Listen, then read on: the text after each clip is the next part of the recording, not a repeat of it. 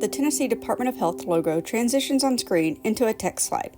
Applied Suicide Intervention Skills Training, ASIST. A 2-day in-person workshop designed to increase participants' willingness, confidence, and capacity to provide suicide first aid. During the workshop, trainers guide participants through considering how personal and community attitudes about suicide affect someone's openness to seek help and their ability to provide it. Learning how to recognize and intervene when someone may be thinking about suicide and develop a safety plan to connect them to further support. Next on screen is a man being interviewed. Suicide prevention became a passion of mine a few years ago. It's not something that I initially thought that I would work in. However, after dealing with suicide in my own personal family, it led me into this role. And so I have really enjoyed being able to provide people with an opportunity to learn, because there's still stigma around suicide, and a lot of times people don't want to talk about it, but by talking about it, it allows us to see change. It allows us to be able to support individuals who may be having those thoughts of suicide and provide that effective care, those effective resources as well. My name is Kearee Jackson, and I am the Youth Programs Director for Tennessee Suicide Prevention Network.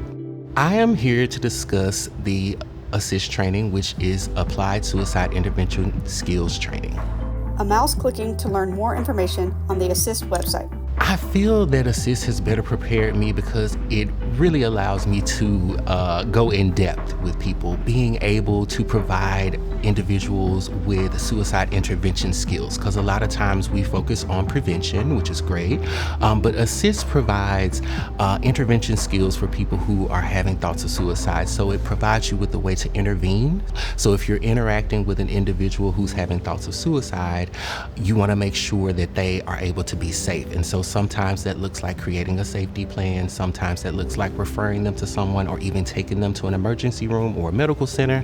But ASIST really provides us with an opportunity to train individuals so that they can intervene in the moment. Because if we intervene when someone's having thoughts of suicide, then we can ultimately save their life. Women training for ASIST together. My take on the ASIST training is that it is awesome. I think that it really provides an opportunity for individuals to learn what intervention looks like when someone is having thoughts of suicide. We have regional directors across the state, so if someone is interested in having an ASIST training, then they would reach out to that regional director. The regional director or trainer will provide them with a link, and that link will help with registration. But it's a very simple process. A screen showing the registration process on the ASIST website. I would say participate in the training. I would say participate in the training because it's not something that you've experienced before. It's not a training that you've gone through. It's not the typical suicide prevention training.